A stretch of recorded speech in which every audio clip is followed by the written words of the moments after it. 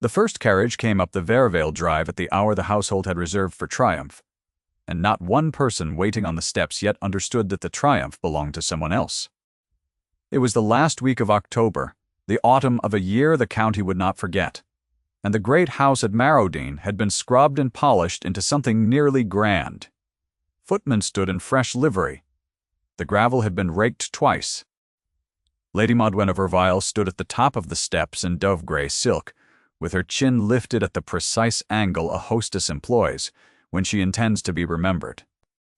Below her, the gentry of 3 parishes had assembled to witness the betrothal of her own daughter to a baron's heir, and the invitations had said, in so many careful words, that this was the day Marrowdean returned to consequence. The black traveling coach that turned in at the gates carried on its panel a crest that no one in that gathering could read. It bore a silver heart beneath the coronet, and the coronet had points where an English earl's would have balls, and that small difference would unmake the afternoon. A woman stepped down from it without waiting for the step to be set. She was tall, and she wore a traveling pelisse the color of claret, and she paused at the foot of the steps and looked up at the house as a person looks at a room she has measured in dreams for 20 years. The whole assembly went quiet by degrees, the way a field goes quiet when the wind drops. Lady Modwenna's smile did not move. Only her hand, resting on the stone balustrade, closed slowly until the knuckles whitened. The woman in claret looked at her, and then past her, to the doorway where an old man had appeared leaning on a stick. "Good afternoon," she said. "I have come a very long way to be looked at properly. I think you owe me that much." Then she went still, and the silence held, and no one yet knew her name. The story of that afternoon goes back a long way, because a return only means anything set against what was thrown away. 23 years before that October afternoon, Marrowdean had been a house, in mourning and in panic, at once, and the two states do not sit easily together. Sir Roland Vervale had buried his first wife in the second week of a hard frost, and she had left him 3 daughters and no son. The eldest was 4 years old. The middle child was not yet 2. The youngest had been born in the same week her mother died, and had never been held by her, and so came into the world already, carrying a debt the world would spend years trying to make her pay. Their names were Isolde, and Cassia and Marin, and for a short season after the funeral their father wept over each of them in turn, and could not be parted from the nursery. That season did not last. The estate was entailed, as so many were, upon the male line, and with no son, the lands would pass at Sir Roland's death to a cousin he despised, a sallow, careful man named Theobald, who already wrote letters about repairs he intended to make. Sir Roland was not a cruel man by nature. He was a frightened one, and frightened men are persuadable, and within the year a woman arrived at Marrowdean who understood exactly how to persuade him. Modwenna came as a widow of good family and small fortune, handsome in a hard-polished way, and she married Sir Roland 11 months after he laid his first wife in the ground.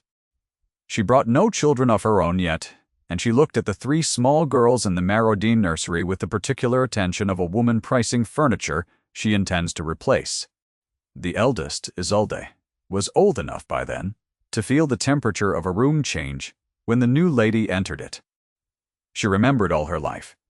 The day her stepmother knelt in front of her, took her chin in 2 cool fingers and said, in a voice meant to be kind, that a house could only carry forward the children it could afford, and that the past was an expensive thing to keep. Within 3 years, Modwenna had borne Sir Roland, a son and then a daughter of her own, and the arithmetic of the household changed completely. A son did not break the entail, for Theobald's claim stood on a settlement no birth could undo. But Modwenna did not care for entails. She cared for the present tense. She wanted Marrowdean to belong, in feeling and in fact, to her line, and not to the dead woman's. And 3 living reminders of that dead woman ran about the corridors in pinafores. So she set about removing the 3 girls from the house entirely.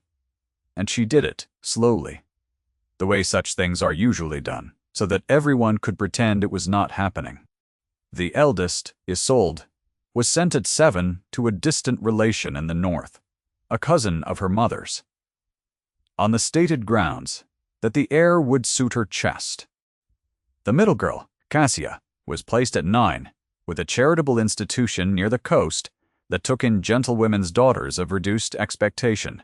The youngest, Marin, the one her mother never held, was given at 6 into the keeping of a clergyman and his wife 2 counties away. People of more conscience than means, Sir Roland signed each arrangement with his own hand. He told himself, and he told the few who asked, that he was providing for them. He sent money the first year, and less the second. And by the 4th year, he sent only a Christmas letter, and by the 6th, he had stopped writing the letters, because Madwena pointed out, reasonably, that they upset the children's sense of who their family now was. You may want to look away here. Stay. The whole worth of what follows is built on this exact ground, and you cannot feel the height of the return unless you have stood at the bottom with these 3 girls. Isolde grew up in the north in a house of gray stone and gray weather, and the cousin who raised her was neither warm nor cruel but simply old and tired and honest. She told the girl the truth, which is a rarer gift than kindness. She told Isolde that her father had sent her away to please his new wife, that the money had stopped, and that she would have to make a life out of what she had, rather than what she was owed. What Isolde had was a quick mind, a straight back, a face that did not flinch, and the kind of beauty that is not noticed at 15 and cannot be ignored at 20. She learned languages from a curate who had nothing else to give. She learned music from a parlor instrument, with 2 dead keys. She learned, above all, to be still under scrutiny, which is the single accomplishment the great world cannot teach and cannot resist. When she was 19, the old cousin died and left Isolde a small annuity and the name of a family abroad who wanted an English companion for their daughters. So Isolde went to the continent, to a small German principality wedged between larger neighbors, a place called Lindismark, where the court was modest and the manners exacting, and the winters very long.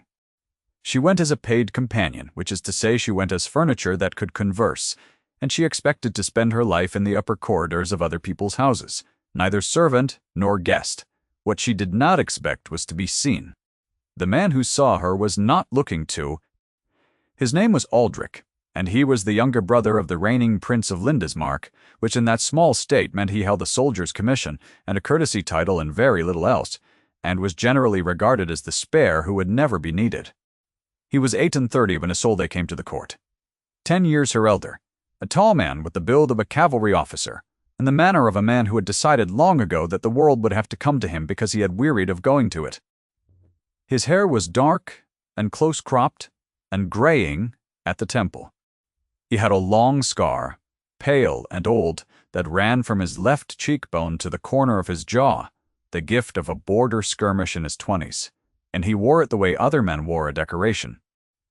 His eyes were gray, the flat gray of slate under rain, and when he turned them on a person, that person generally remembered it. He was, by the universal report of the Lindismark court, cold. The ladies called him so behind their fans, and the gentlemen called him so over their cards, and the word followed him through every room he entered. His Highness is cold, they said, as though it explained him. They did not say, what Isolde slowly came to understand, which is that he had married, once, very young, for love, against the wishes of his brother and his rank, and that his wife and the child she carried had both died in a single bad winter, and that the man who came out of that winter had simply decided not to feel anything in public ever again, because he had learned what public feeling cost. That was the wound, and he carried it the way a man carries a ball, lodged too near the spine to cut out, walking upright, paying for it with every step, telling no one. Isolde knew none of this when she first stood across a music room from him, and refused, very quietly, to be afraid of him. She had been asked to play, because the family she served wished to display their accomplished English companion, and she sat at an instrument far finer than the one with the dead keys, and played a piece she had taught herself in the grey northern house, and she played it through a mistake in the second movement without stopping or apologizing, simply correcting her course and going on. When she finished, she looked up, not at her employers but at the cold prince by the window, because he was the only person in the room who had been actually listening rather than merely attending. "You did not stop when you erred," he said. His voice was low and level, and he spoke English with a careful foreign exactness that made each word seem chosen. "Most do. Stopping does not unmake the error," she said. "It only adds a second one."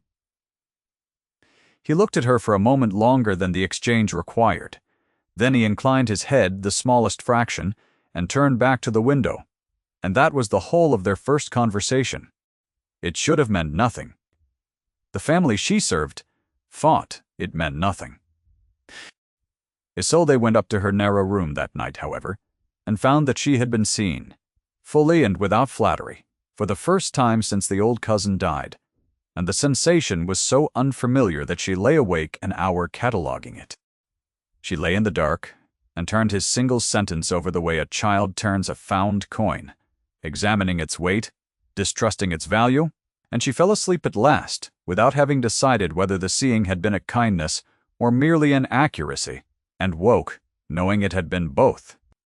What followed did not look, to the watching court, like a courtship, and that was precisely why it survived. Prince Aldrich did not call on her, because a companion is not called upon. He did not single her out at gatherings, because, to single out, a paid Englishwoman would have made her a target for every titled lady with a daughter and a grievance. What he did was smaller and harder to see.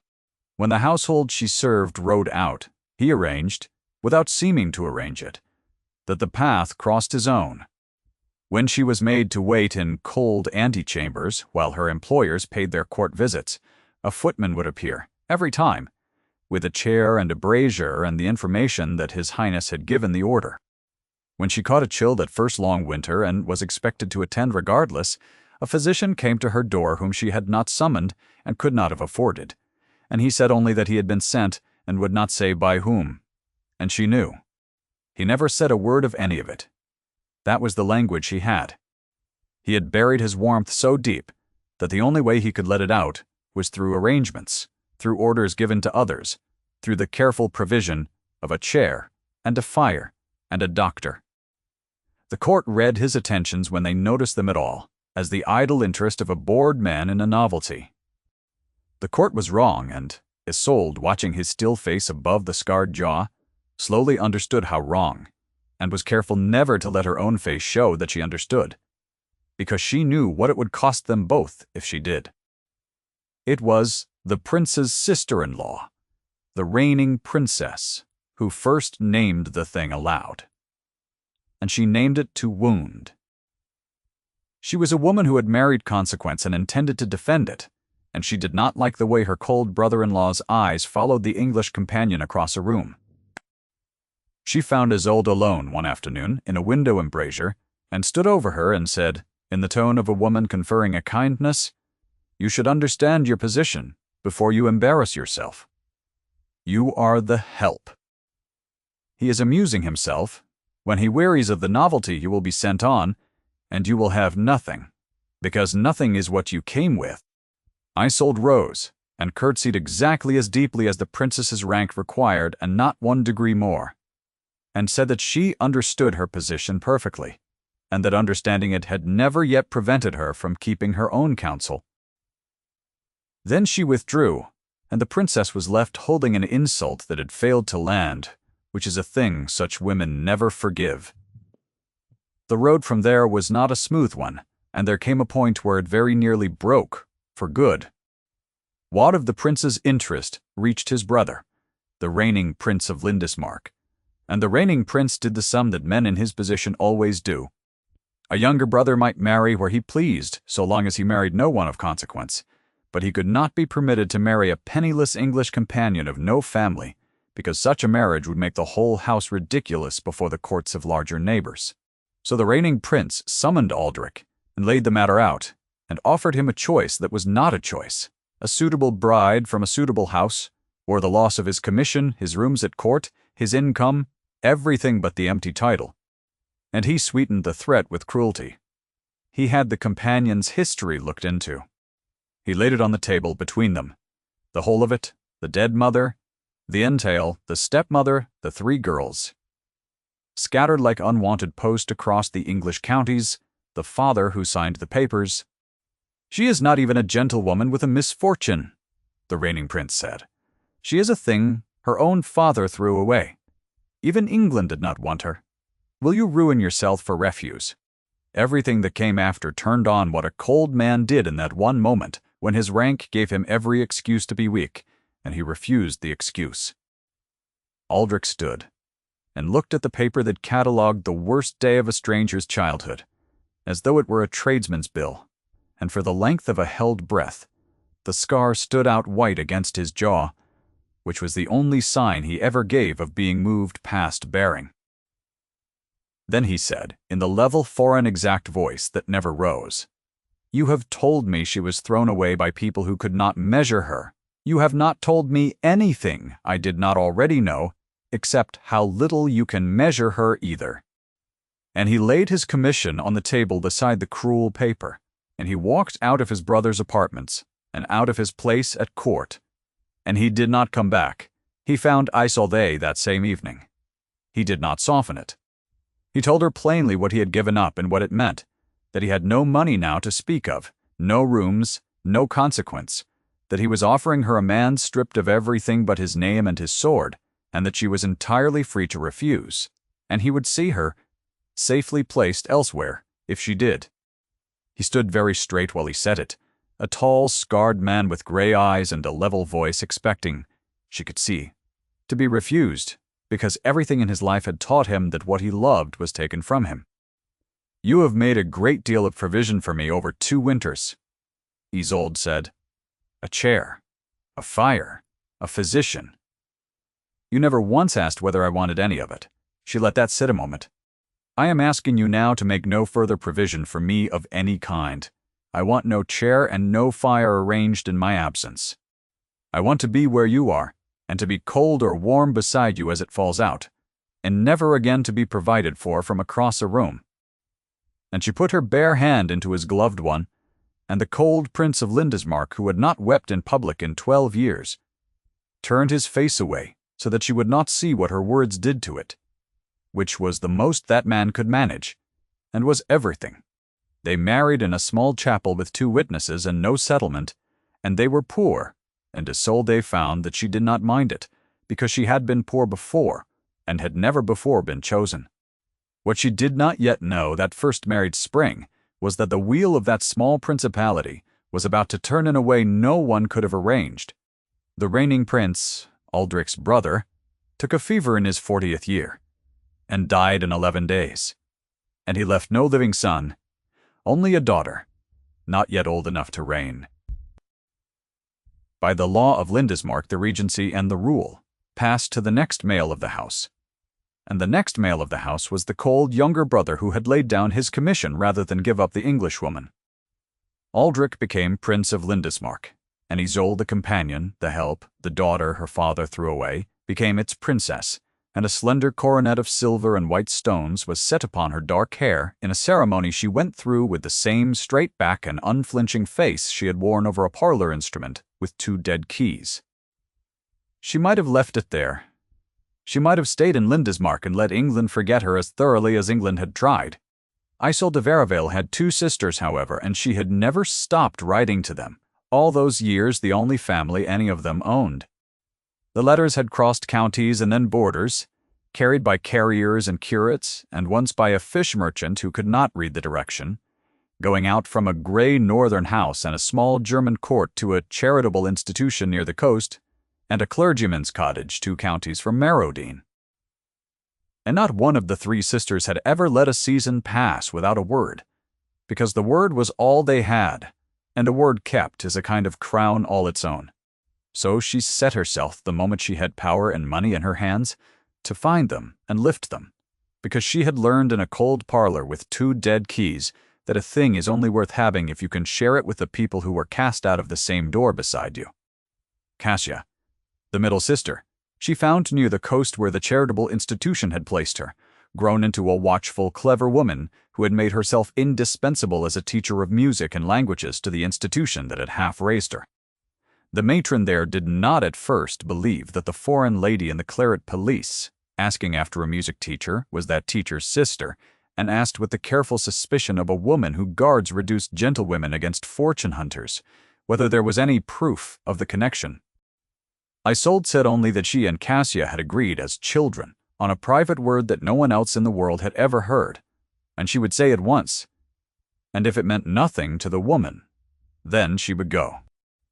She said the word, and Cassia, who had come into the doorway behind the matron, went white, and then very still, because the word was a nonsense the two of them had invented in a Marrodine nursery the winter before they were parted, and no living soul but the two of them had ever known it. Isolde brought her sister to the continent, and Cassia, who had her own straight back and her mother's good bones and a tongue sharpened by 20 years of teaching ungrateful girls, was within 2 years married to a margrave of a neighboring state who had come to Lindismark on a treaty errand and stayed an extra fortnight because of a woman who corrected his Italian at supper without apology, and then corrected his Latin the following morning to prove the first had been no accident. A margravine wears a coronet, too. That was 2.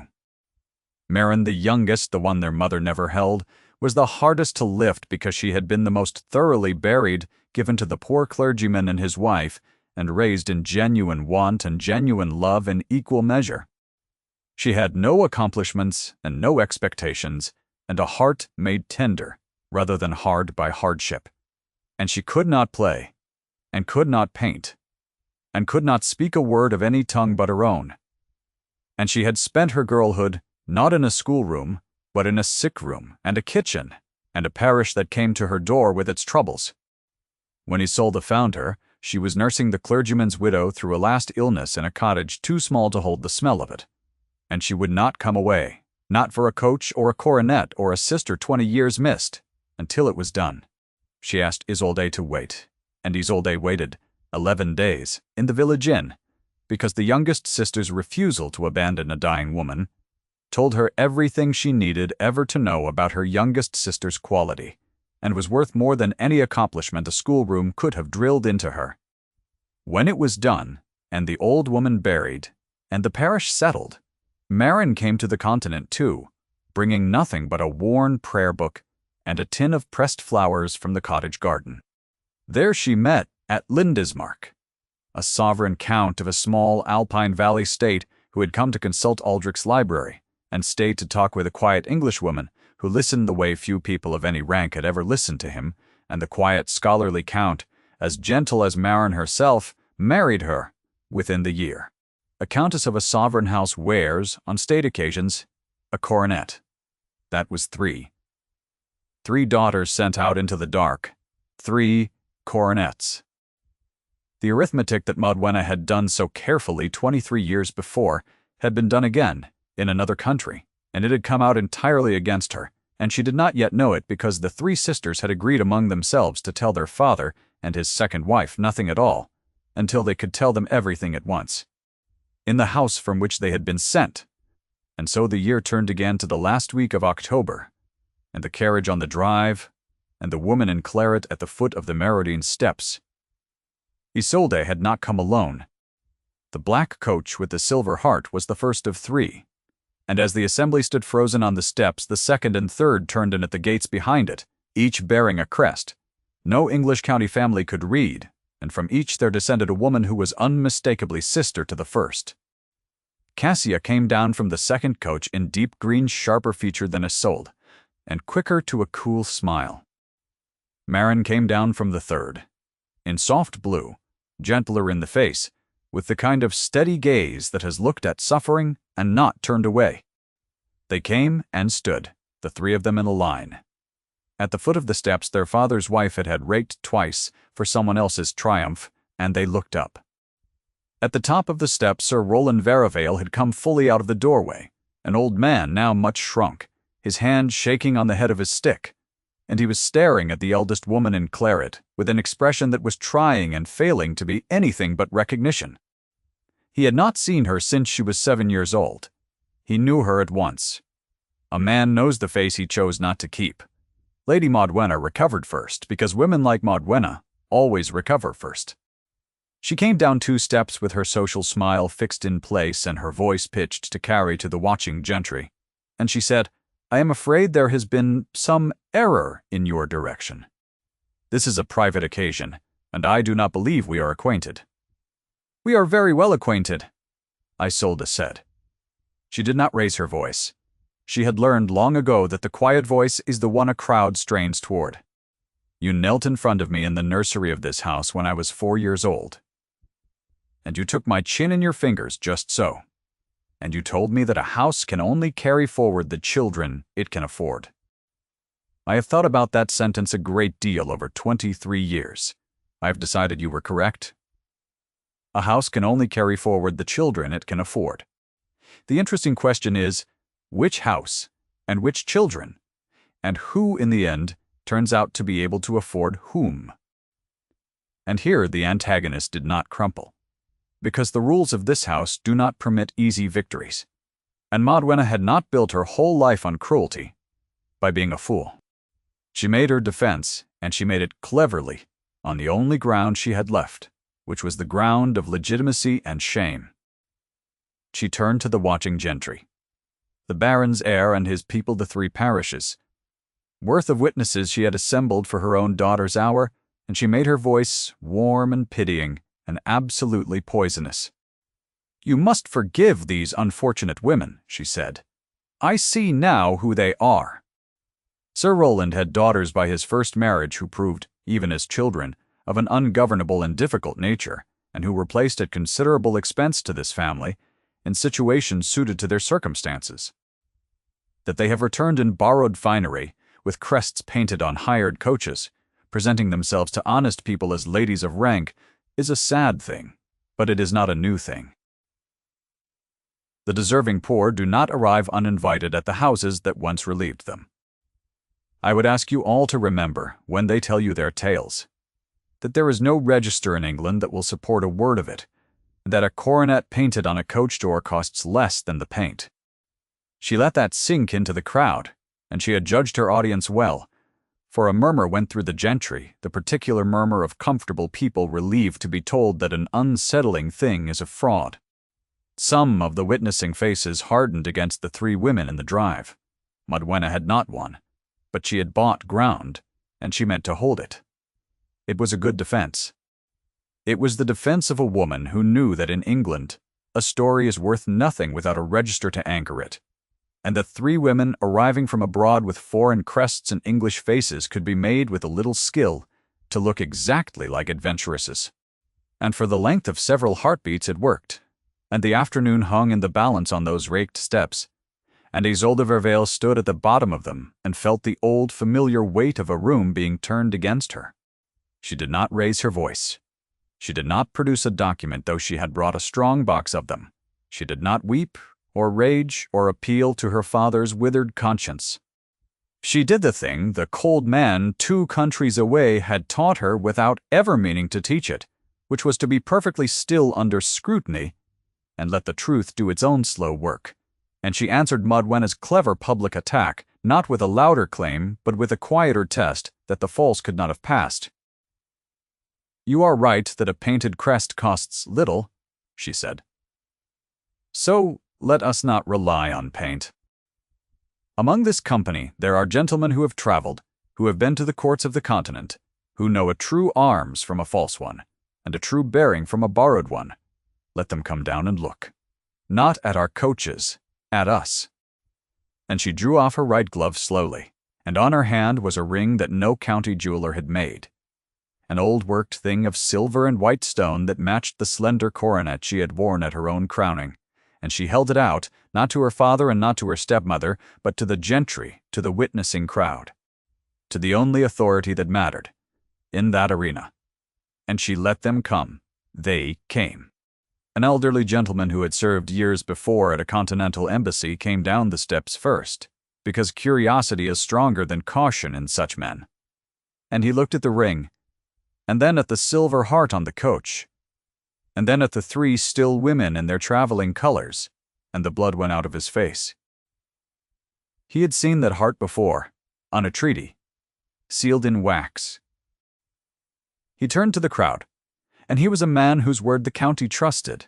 And he said, in a voice gone strange, that the arms on that coach were the arms of the sovereign house of Lindismark, that he had stood in its presence chamber, and that no adventuress in England or out of it would dare to paint them on a hired coach. Because to counterfeit the arms of a reigning house was a crime that crossed borders and ended on a scaffold. He looked at Isolde, and then he did the thing that decided the whole afternoon. He bowed to her. Not the bow a gentleman gives a lady. The lower, formal, unmistakable bow a subject's manners give to a reigning princess performed on raked gravel in an English October, and the entire assembly saw it and understood it, and the ground Modwenna had bought drained out from under her in the space of that one bend of an old man's spine. Now the others came. A second traveler confirmed the Margrave's arms on the second coach. A third knew the Alpine county on the third. One by one the witnessing gentry crossed from Modwenna's side of the truth to the sisters' side, not because the sisters had shouted them across, but because the sisters had let the evidence be examined by people whose judgment the county already trusted, which is the only way a true claim ever overturns a clever lie. The murmur that had hardened against the three women turned and swelled and became something the watching footmen would describe for years. Lady Modwenna stood on her raked steps with her social smile finally gone and tried, once, to fragment her way back to control. "It is some trick," she said, and her voice had lost its warm, carrying pity and gone thin. "It is some foreign trick. Roland, Roland, say something. These are not. They cannot be. You will not stand there and let them, Roland." Sir Roland, however, was not looking at his wife. He had come down the steps one at a time, gripping the balustrade, an old frightened man walking toward the daughter he had thrown away, and he stopped in front of Isolde, with his stick shaking and his mouth working and no clever thing to say at all, because he had spent his cleverness 23 years before on the arrangements that sent her north. "Isolde," he said. Only that.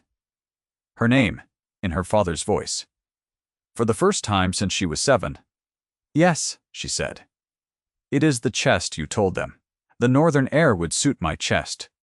I have wanted for 23 years to tell you that there was never anything wrong with my chest. You knew that. She knew that. You sent me north because she could not afford in her heart to keep the children of a woman she had replaced, and you were too frightened of losing her to refuse. I am not here to ruin you, father. I am past the age of ruining people. I am here so that you would have to look at what you were able to afford, and at what you were not, with your own eyes, in front of every soul you wish to impress. That is all. That is the whole of my revenge, and you will find it is enough."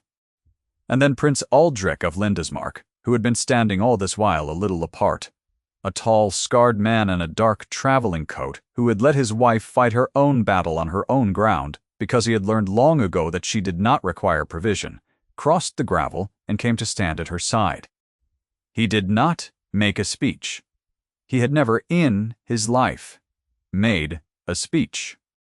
He looked at the shrunken father and the unmasked stepmother and the assembled gentry of 3 English parishes, and he set one hand at the small of his wife's back, where the whole company could see it, and he said, in the level foreign exact voice that had once told her she had not stopped when she erred 8 words and no more. "This is the Princess of Lindismark. My wife. It was the most he said all day. It was a name claimed, a rank stated, a defense made in the same arena where a verdict had once been rendered against her, and it was over in the time it takes to draw a breath. He did not humiliate Modwenna further. He did not need to." The 8 words placed Isolde so far above the reach of the woman who had priced her in a nursery that any further blow would have been beneath the dignity of the man who struck it.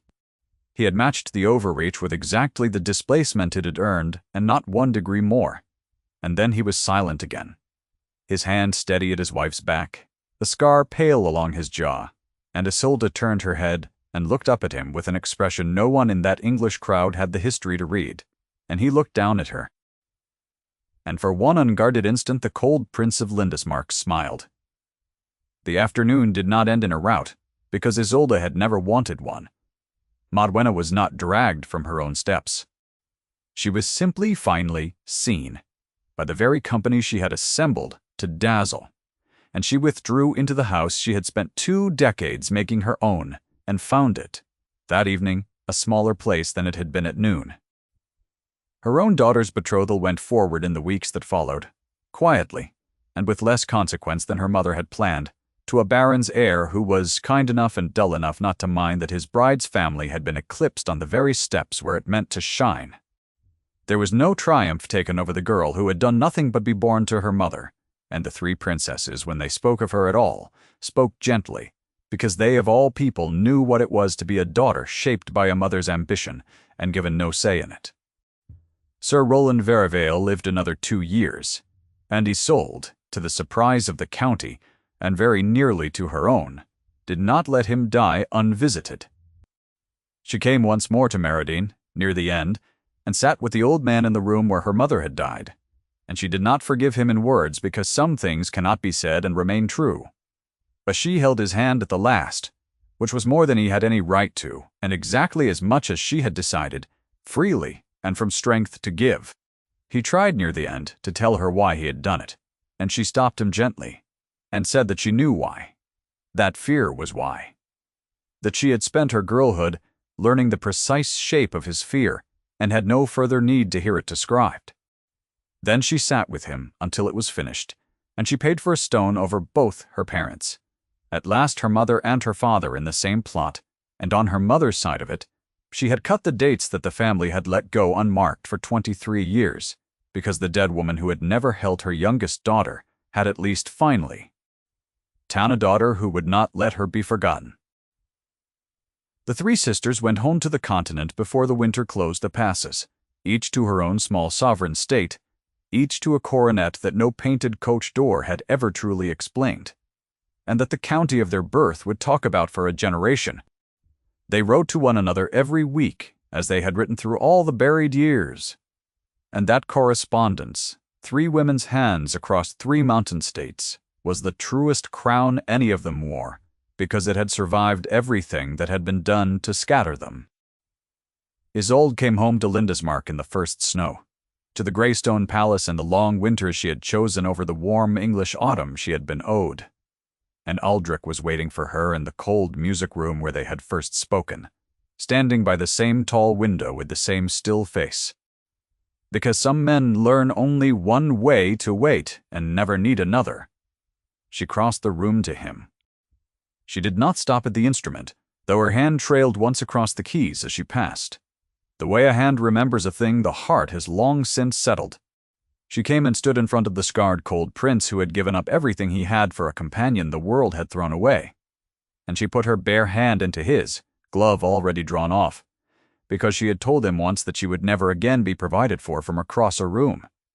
And she had kept that promise, and meant to keep it for as long as the long northern winters lasted.